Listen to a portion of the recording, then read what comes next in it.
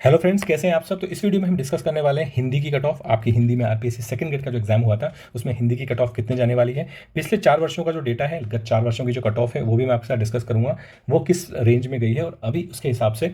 और हमने इस वीडियो में जो अभी का करंट परिस्थिति है, जो ऑब्जेक्शन हैं, बोनस हैं, उसके आधार पर और काफ़ी सारे जो सर्वे हुए हैं उसके आधार पर एक फाइनल अनुमानित कट ऑफ हम लेके आए हैं, जो इस वीडियो में हम डिस्कस करने वाले हैं। ठीक है, तो ज़्यादा टाइम वेस्ट नहीं करते हैं, वीडियो को स्टार्ट करते हैं। जो लोग पहली बार वीडियो देख रहे हैं, जो पहली बार आरपीएससी का एग्जाम दिया है या देने वाले हैं, उनको मैं बता देता हूँ क्विकली के 2 पेपर होते हैं इसमें। आपके पेपर 1 जीके, जो आपका जनरल नॉलेज होता है as per the syllabus, clean syllabus आपका दिया हुआ है, वहाँ से आपके क्वेश्चन पूछे जाते हैं। 200 मार्क्स के 100 क्वेश्चन होते हैं, एक क्वेश्चन 2 मार्क का।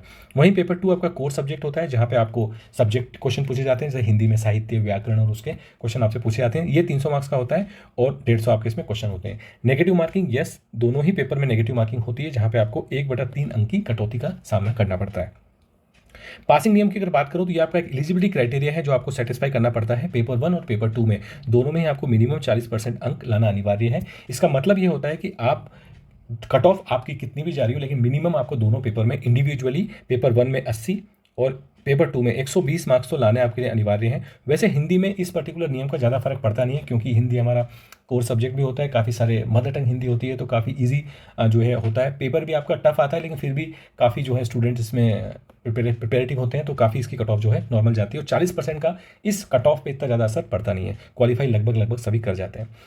बात करते हैं 2026 में एक नए रूल की, जो आपका एक तरीके से द ट्रैप की तरह काम किया है। बहुत सारे स्टूडेंट्स को इसके बारे में पता नहीं था और इसकी वजह से वो कहीं ना कहीं डिस्क्वालिफिकेशन की रेंज में आ सकते हैं। ये नियम आपका कहता है, अगर आप 2027 की तैयारी कर रहे हो तो आपके लिए ये नियम बहुत इंपॉर्टेंट बन जाता है, ढंग से इसको समझ लेना। ये नियम आपका कहता है कि अगर आप किसी क्वेश्चन को अटेम्प्ट नहीं करते हो, अगर आप छोड़ना चाहते हो उस क्वेश्चन को, उसका रीज़न कुछ भी हो सकता है, आपका क्वेश्चन आपको समझ में नहीं आ रहा है या आपको लगता है कि वो क्वेश्चन गलत है, फ्यूचर में बोनस हो सकता है, तो यहाँ पे अगर आपको बोनस का फायदा लेना है तो आपको फिफ्थ ऑप्शन को सेलेक्ट करना बहुत जरूरी हो जाएगा, वरना आपको उसका बोनस का फायदा भी नहीं मिलेगा। ऑन टॉप ऑफ दिस, अगर आपने 10% से ज़्यादा प्रश्न छोड़ दिए तो आप डायरेक्ट डिस्क्वालीफाइड हो जाओगे। यानी कि अगर आपने 100 में से डिसाइड किया है, 150 में से कि मैं आपको 20 क्वेश्चन नहीं करने हैं, तो आपको ध्यान ये रखना है कि 30 क्वेश्चन से ज़्यादा आप नहीं छोड़ सकते। सॉरी, 10% 15 क्वेश्चन से ज़्यादा आप नहीं छोड़ सकते। अगर आपने 15 क्वेश्चन से ज़्यादा 16 क्वेश्चन छोड़ दिए, जो आपके जो हैं जिसमें आपने फिफ्थ ऑप्शन नहीं लगाया, तो आप सीधे सीधे क्या हो जाओगे, डिस्क्वालीफाई हो जाओगे। ये बात आपको ध्यान रखनी है। 2027 वाले स्टूडेंट्स के लिए बात बहुत इंपॉर्टेंट बन जाती है। वैसे 2026 में रिलीफ भी ऐड किया गया था, 10 मिनट एक्स्ट्रा दिए थे कि वो अपना पेपर वेरीफाई कर सकते हैं। मुझे ऐसा लग रहा है कि शायद ये वाला रिलीफ रहेगा जब तक ये रूल नॉर्मलाइज नहीं हो जाता। तो आपको ध्यान रखना है कि फिफ्थ ऑप्शन आपको क्या करना है। दोनों ही केस में आपको फिफ्थ ऑप्शन को, अगर आप क्वेश्चन अटेम्प्ट नहीं करना चाहते हो, तो आपको टिक करना ही पड़ेगा, बोनस का एडवांटेज लेने के लिए और डिस्क्वालिफिकेशन से बचने के लिए। ठीक है, अब सीधा कट ऑफ की बात कर लेते हैं। कट ऑफ की बात करें तो ये 4 वर्षों का आपका डेटा है, जो आपकी कट ऑफ है। केवल 2025 ऐसा था जब आपकी कट ऑफ 320 के ऊपर गई थी, वरना आप देखोगे तो 18, 2022, 2024 में कट ऑफ आपकी जो है लगभग वही 315, 320, 330 की रेंज में ही जाती है। वही कहीं ना कहीं डेटा यहाँ भी आपका हो रहा है। अभी तक की जो अनुमानित कट ऑफ है वो आपकी जो है 315 से 330 जनरल कैटेगरी के लिए, ओबीसी के लिए, ईडब्ल्यूएस के लिए, एससी के लिए, एसटी के लिए इस रेंज में ही रहने वाली है।